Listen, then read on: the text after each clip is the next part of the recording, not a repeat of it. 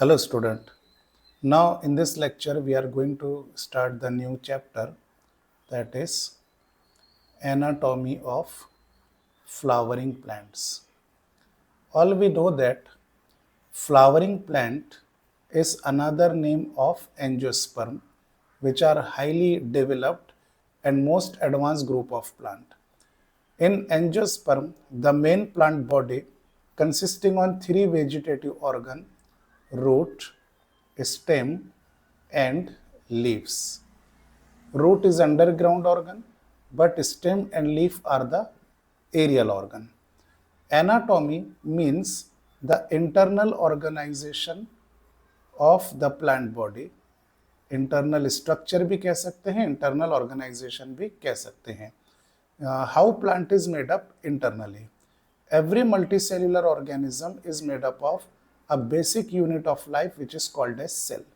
लेकिन सेल जब group form करते हैं और वो ग्रुप का हर एक सेल एक ही फंक्शन परफॉर्म करता है तो उस ग्रुप ऑफ सेल को नाम दिया जाएगा टिश्यू.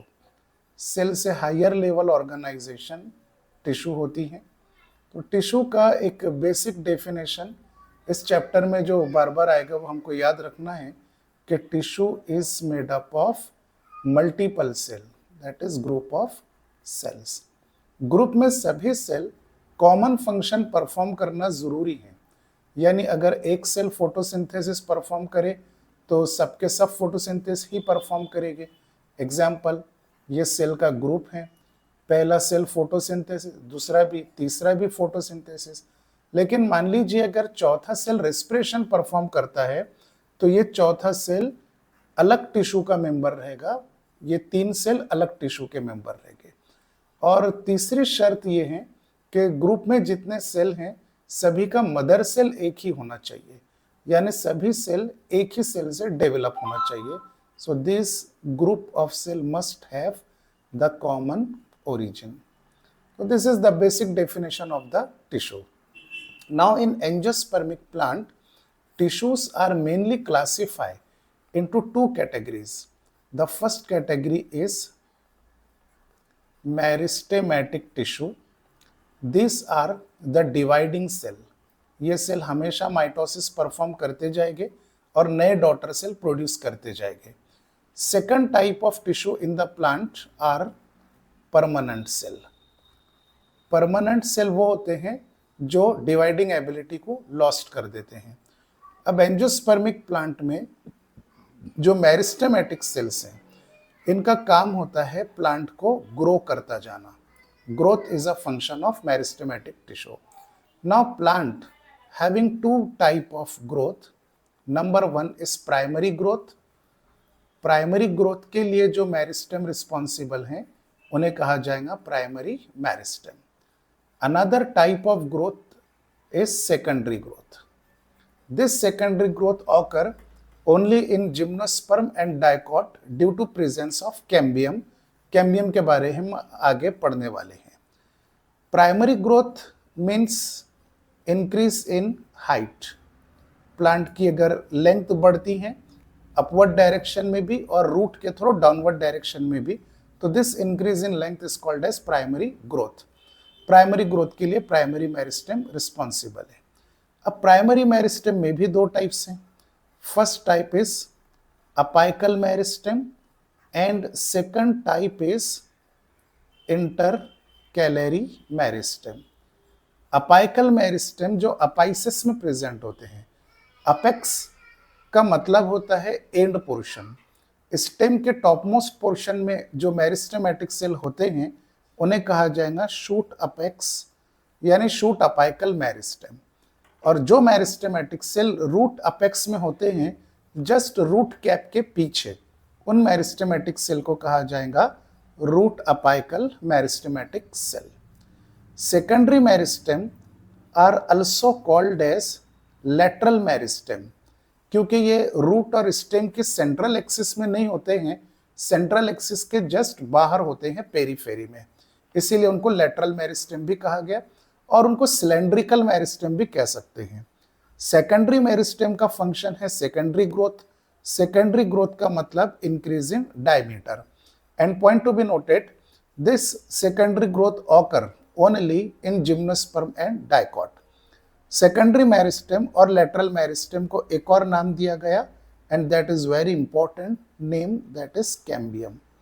कैम्बियम के बारे में आप अभी एक डेफिनेशन याद रखिए कि कैम्बियम मेरिस्टेमेटिक सेल से बनी होती हैं और सभी मेरिस्टेमेटिक सेल कैम्बियम में रिंग फॉर्म के अंदर अरेंज होते हैं।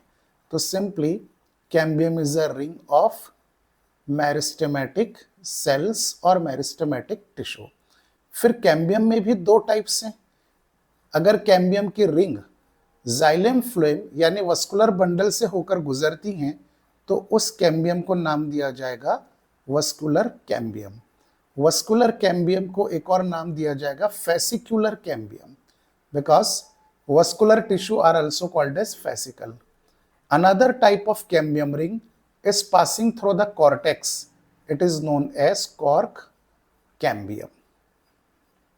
ये क्लासिफिकेशन हुआ टिश्यूज का जो एंजियोस्पर्मिक प्लांट्स में पाए जाते हैं। अब हम कुछ इंपॉर्टेंट टाइप्स देखते हैं इन्हीं क्लासिफिकेशन के थ्रू। जैसा पहली टाइप है मेरिस्टेमेटिक टिश्यू। एम मतलब मेरिस्टेमेटिक, डिवाइड होने वाले टिश्यू। इनमें दो कैटेगरीज हमने रखी हैं। Number one is apical meristem. Apical meristem are present at the tip of plant. तो let us consider कि ये एक जनरल एंजियोस्पर्मिक प्लांट बॉडी है। इसके स्टेम टिप के अंदर मेरिस्टेमेटिक सेल रहेंगे। They are called as shoot apical meristem. Shoot apical, M for meristem. और कुछ मेरिस्टेमेटिक सेल जो रूट टिप में होते हैं, just behind the root cap, ये जो पोर्शन है हमारा, ये रूट कैप है जो रिजिड सेल से बना होता है, कैलिप्ट्रोजिन से बना है। इनके पीछे मेरिस्टेमेटिक सेल हैं, they are called as root apical meristem. अब होता ये है कि पहले शूट अपेक्स में हम देखते हैं, जब ये मेरिस्टेमेटिक सेल डिवाइड होने के बाद नए डॉटर सेल प्रोड्यूस करेंगे तो नंबर ऑफ सेल्स की क्वांटिटी बढ़ती चली जाएंगी। इतने रीजन में नए सेल्स का बैठना नामुमकिन हो जाएगा, इसीलिए स्टेम को अपनी लेंथ इंक्रीज करना पड़ता है। तो मेरिस्टेमेटिक सेल भी स्टेम के साथ ऊपर चले जाएंगे, लेकिन कुछ मेरिस्टेमेटिक सेल पीछे छूट जाएंगे। This meristematic cell which get left behind, NCERT का वर्ड है, जो मेरिस्टेमेटिक सेल पीछे छूट गए, ये मेरिस्टेमेटिक सेल बड बनाते हैं। वो बड क्योंकि साइड में है, इसीलिए साइड के लिए वर्ड यूज किया गया axillary. So this is axillary bud, और इस बड से न्यू ब्रांच डेवलप हो सकती है, vegetative branch. Root apical meristem का केस आप देखेंगे तो ये लेंथ को इंक्रीज करेगी वर्टिकली डाउनवर्ड डायरेक्शन में। नए सेल फॉर्म होते जाएंगे। ओल्ड सेल जब ऊपर शिफ्ट होंगे, ये जाएंगे रीजन ऑफ इलोंगेशन में, जहां पर न्यू सेल मटेरियल डिपॉजिट होगा, प्रोटोप्लाज्मिक मॉडिफिकेशन होगा, और फिर जब सेल और ऊपर चले जाएंगे, मतलब रूट बेस में यहां पर, तो they will form a matured cell. Matured cell का जो रीजन है, इसे कहते हैं region of maturation. Matured cell is another name of permanent cell. जो सेल डिवाइड होना बंद कर देते हैं उन्हें परमानेंट सेल कहते हैं। तो these are the apical meristem which are responsible to increase height of the plant. Now another type of meristem are known as intercalary meristem. ये भी primary meristem है, but intercalary meristem are mostly found in grasses, specifically in the internodal region. जब हम internodal reason का TS यानी transfer section देखेंगे तो ये फॉर एग्जांपल मैच्योर्ड सेल हैं, जिन्हें परमानेंट सेल भी कहा जाता है, और इन्हीं मैच्योर्ड सेल यानी परमानेंट सेल के बीच में ये ब्लू कलर से जो सेल्स हैं, ये मेरिस्टेमेटिक सेल प्रेजेंट रहेंगे। टीएस इंटरनोडल पोर्शन का है। Meristematic cells are present in between the matured cell or in between the permanent cell, and these cell are called intercalary meristem. ये भी plant का इलोंगेशन करने के लिए रिस्पॉन्सिबल है। फिर से कंसिडर कीजिए कि ये एक ग्रास है। ग्रास में जो शूट अपेक्स होता है इसको कोलियोप्टाइल कहते हैं। कोलियोप्टाइल वर्ड सिर्फ ग्रासेस के लिए यूज होता है, ये डाइकॉट में कोलियोप्टाइल नहीं कह सकते हम। यहां पर है फॉर एग्जाम्पल इंटरकैलरी मेरिस्टेम। अब अगर कोई हर्बीवोरस एनिमल आता है, हर्बीवोरस यानी जो प्लांट को खाएगा, उस हर्बीवोरस एनिमल ने इतना प्लांट को खा गया, शूट अपेक्स खत्म हो गई, तो अब इस प्लांट की लेंथ कैसी बढ़ेगी? तो इस प्लांट की लेंथ बढ़ेगी इंटरकैलरी मेरिस्टेम की वजह से।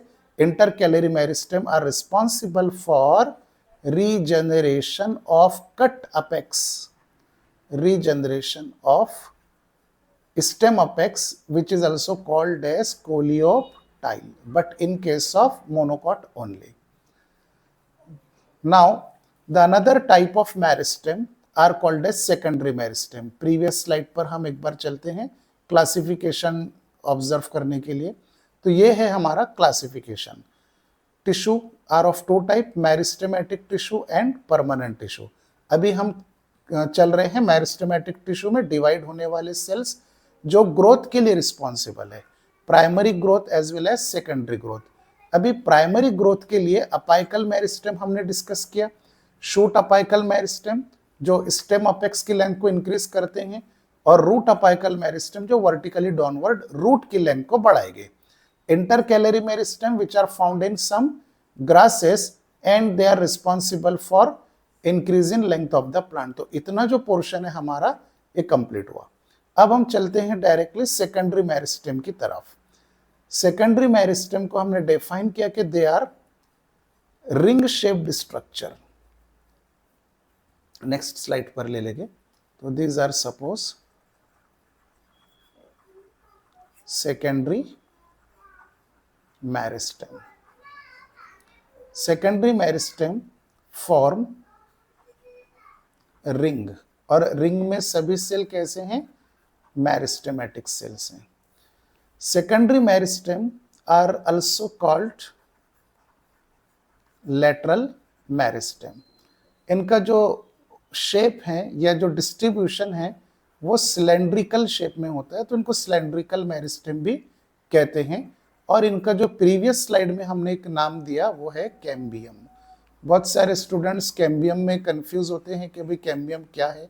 तो ये कुछ भी नहीं है, बस रिंग है मेरिस्टेमेटिक सेल्स का।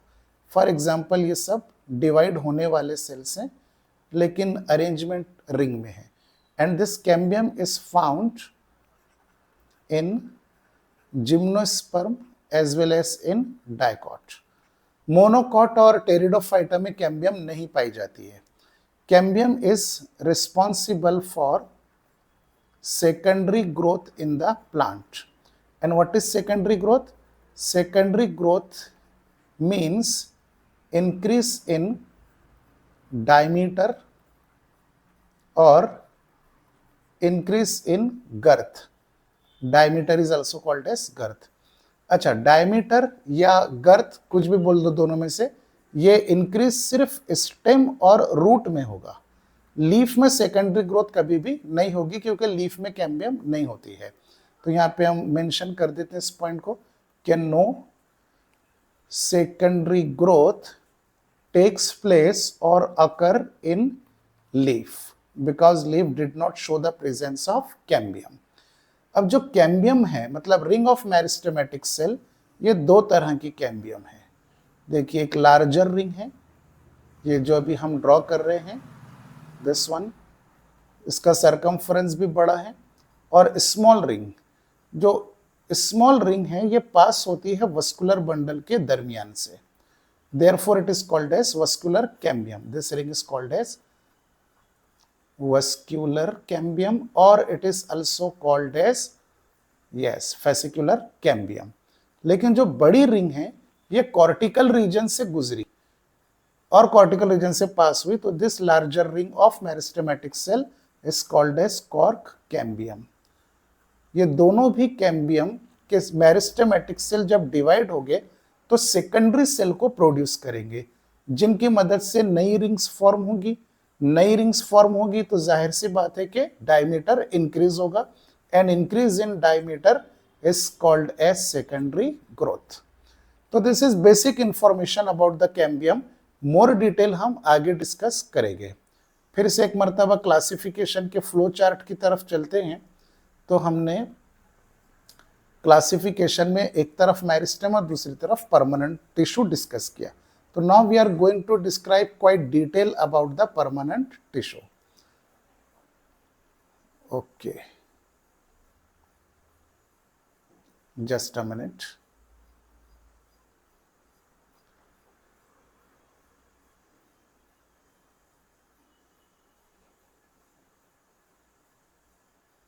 हाँ, okay. Now another type of tissue in angiospermic plant body is permanent tissue. इनको परमानेंट इसलिए कहा जाता है क्योंकि ये हमेशा एक फंक्शन ही परफॉर्म करते हैं जो उनको डिफरेंशिएशन के समय दिया जाता है। 2 पॉइंट याद रखिए कि परमानेंट टिश्यू सेल साइकिल को स्किप करके G0 फेज के अंदर जा चुके हैं, यानी क्वाइसेंट फेज में जहां पे सेल डिवाइड नहीं होता है। तो permanent tissue are those tissue which have lose the ability of division, lose the ability of division, यानी ये डिवाइड अप नहीं हो पाएंगे जब तक ये G0 से वापस G1 में नहीं जाएंगे।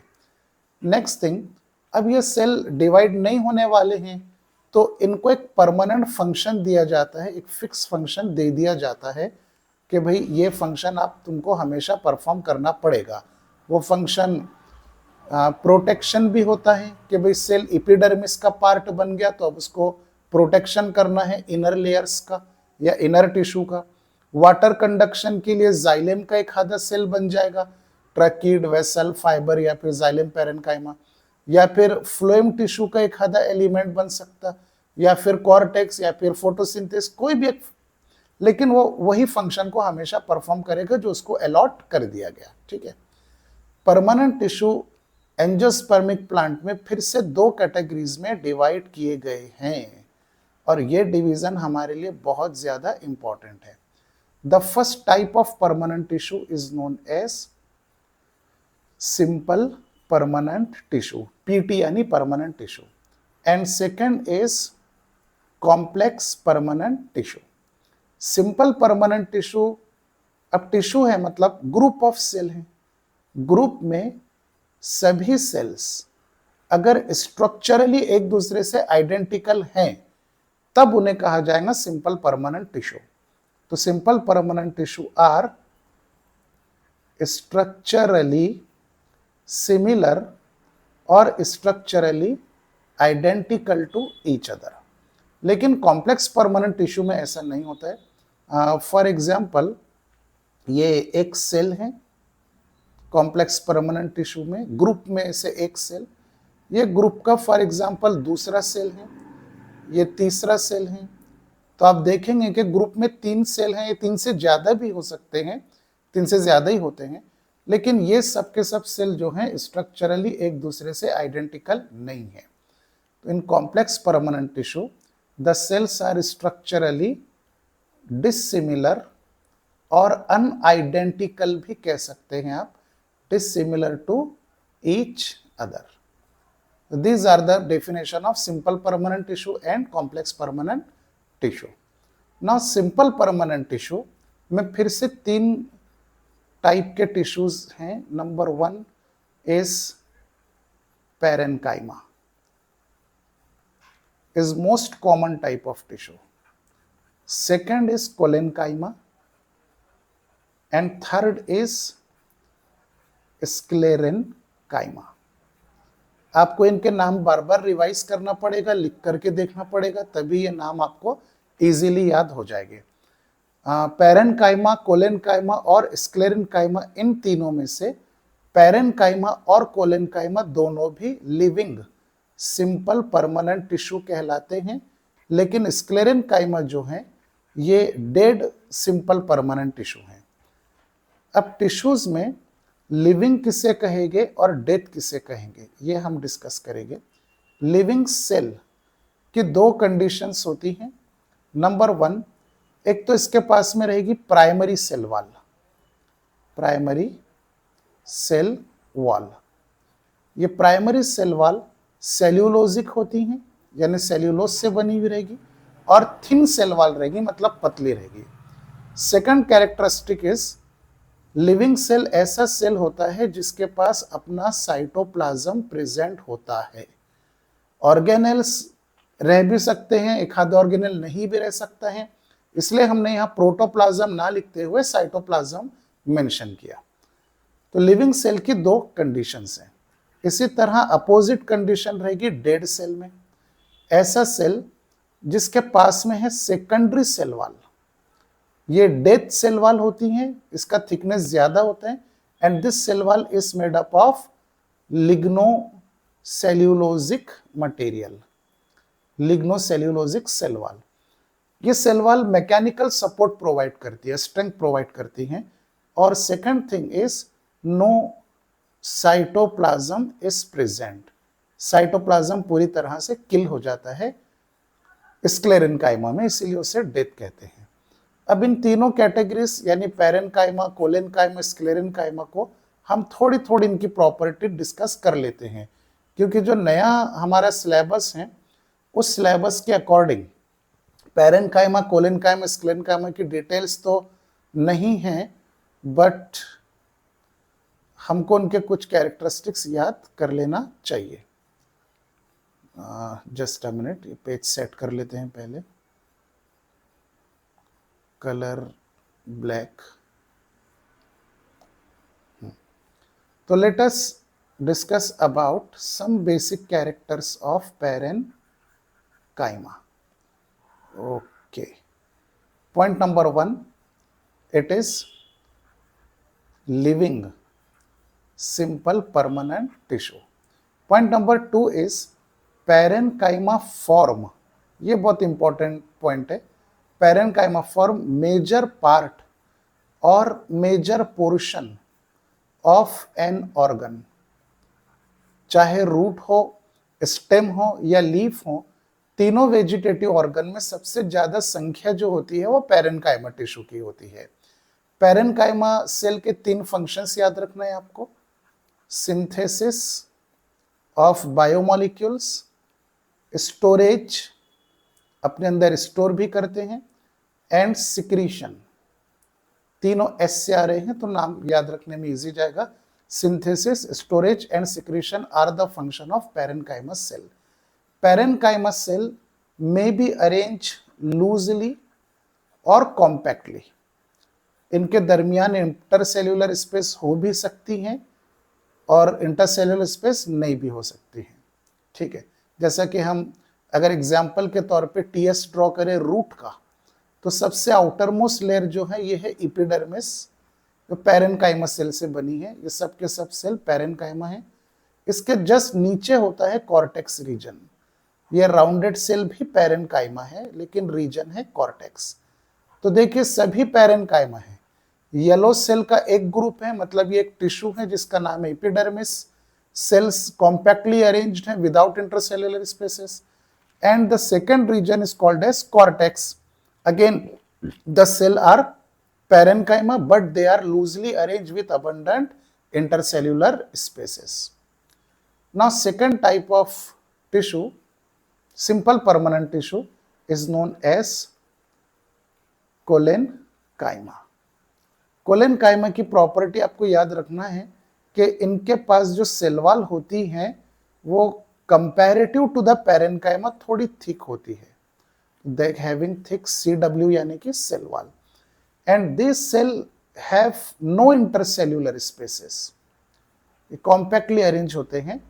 intercellular spaces, for example ये एक सेल है, ये दूसरा है, ये तीसरा है, इनके दरमियान अभी जो स्पेस नजर आ रही है ये स्पेस भी फिल्ड हो जाती है मटेरियल से, और जो मटेरियल इंटरसेल्युलर स्पेस में डिपॉजिट हो गए वो 3 मटेरियल आपको याद रखने हैं।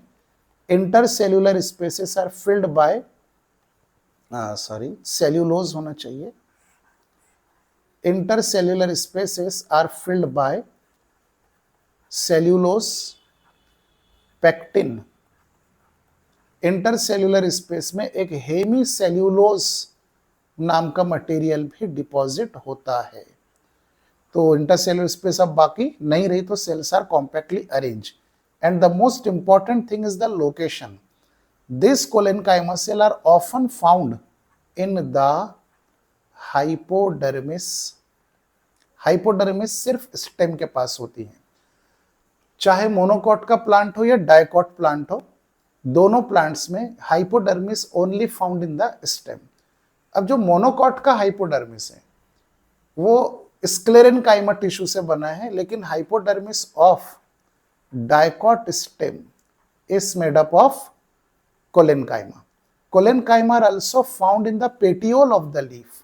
लीफ का जो स्टॉक होता है इस तरह से, तो इस स्टॉक ऑफ लीफ में यानी पेटियोल में हाइपोडर अपने कोलेनकाइमा सेल प्रेजेंट होते हैं। तो this collenchyma cell provide mechanical support to the young organ of the plant body.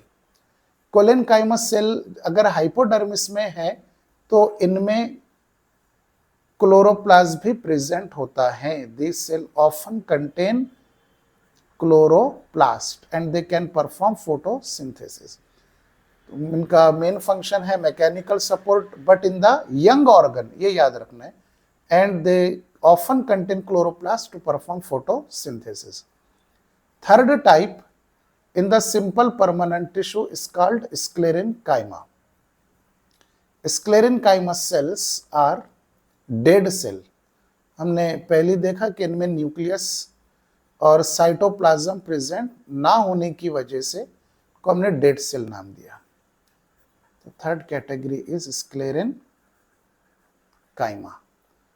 तो फर्स्ट पॉइंट यही याद रखना आपको कि they are the dead simple permanent tissue. Okay. On the basis of origin, development and function, sclerenchyma cell को फिर से दो कैटेगरीज में क्लासिफाई किया जाता है। Number 1 is fibre and number 2 is sclereid. Sclereid fibre जो होते हैं ये होते हैं long, elongated, tubular structure with thick cell wall. क्योंकि भैया सेल वॉल सेकेंडरी है तो उसका थिक होना जरूरी है। दूसरी बात ये कि अंदर जो एम्प्टी स्पेस है, क्योंकि इसमें प्रोटोप्लाज्म या साइटोप्लाज्म नहीं है डेड होने की वजह से, तो अंदर की स्पेस को नाम दिया गया lumen. Lumen is also called as cavity. As this cell are long elongated tube like structure, they having narrow end. ये जो नैरो एंड है, नैरो के लिए एक वर्ड यूज किया गया है टेपर, तो this end are also called as tapering end. Sclerenchyma fibre का जो है मेनली इसका प्राइमरी फंक्शन होता है मैकेनिकल सपोर्ट प्रोवाइड करना, mechanical support to the xylem and phloem. देखिए एक फाइबर जाइलेम के ग्रुप में चला गया और दूसरा फाइबर जो है वो फ्लोएम के ग्रुप में चला गया। जाइलेम को मजबूती प्रोवाइड करेगा, फ्लोएम को भी मजबूती प्रोवाइड करेगा लिग्नोसेल्यूलोजिक सेल वॉल की वजह से। अब सेल वॉल में यहाँ पर बारीक बारीक छेद होते हैं जिन्हें पिट्स कहा जाता है। द होल्स और pore in the cell wall of fibre are called as pits. Sclereid की तरफ चलते हैं तो स्क्लेरिट का जो शेप होता है वो स्फेरिकल होता है and the cell wall is comparatively more thick as compared to the fiber. ये outer circumference से inner circumference तक complete cell wall है, इतना thick cell wall होता है स्क्लेरिट का। बहुत मजबूत सेल होते हैं, इसीलिए स्क्लेरिट को स्टोन सेल भी कहा जाता है। और ये जो हम ड्रॉ कर रहे हैं ये है पिट्स, सेंटर में जो स्पेस है इसका नाम है लूमेन। स्क्लेरिट का लोकेशन, फाइबर का लोकेशन आपने देखा कि एक फाइबर जाइलेम के साथ जुड़ गया और एक फ्लोएम के साथ, लेकिन स्क्लेरिट जो होते हैं प्लांट के जो स्ट्रॉन्ग पोर्शन होते हैं सख्त, वहां पर स्क्लेरिट पाए जाते हैं। For example pulp of fruit, pulp of raw fruit, जो कच्चे फ्रूट होते हैं raw fruit. For example pulp of guava, आपने कच्चा जाम देखा होगा तो वो बहुत ज्यादा सख्त होता है स्क्लेरिड सेल की वजह से। इसी तरह पल्प ऑफ सपूता और पल्प ऑफ पियर। हालांकि ये पोर्शन ओल्ड एनसीईआरटी में है, रैशनलाइज सिलेबस से इसको कट कर दिया गया, लेकिन फिर भी ये बेसिक इंफॉर्मेशन हमको नेक्स्ट टॉपिक समझने के लिए जरूरी है, क्वेश्चन पूछा जा सकता है। Second, sclereid are also found in the leaf of tea. चाय का जो प्लांट होता है उसके लीफ में स्क्लेरिड सेल पाए जाते हैं, और this cells are also found in the seed coat of legume. Legume का मतलब होता है फली, पॉड। आपने चना देखा होगा, मैच्योर्ड ग्राम जो ब्राउन कलर का होता है, या पाइजम सटाइवा मटर की फली का जो सीड होता है, मैच्योर्ड जब हो जाता है बहुत कड़क होता है, स्ट्रॉन्ग होता है, क्योंकि उसके सीड कोट में स्क्लेरिड सेल प्रेजेंट होते हैं। तो these are all about the simple permanent tissue. Now complex permanent tissue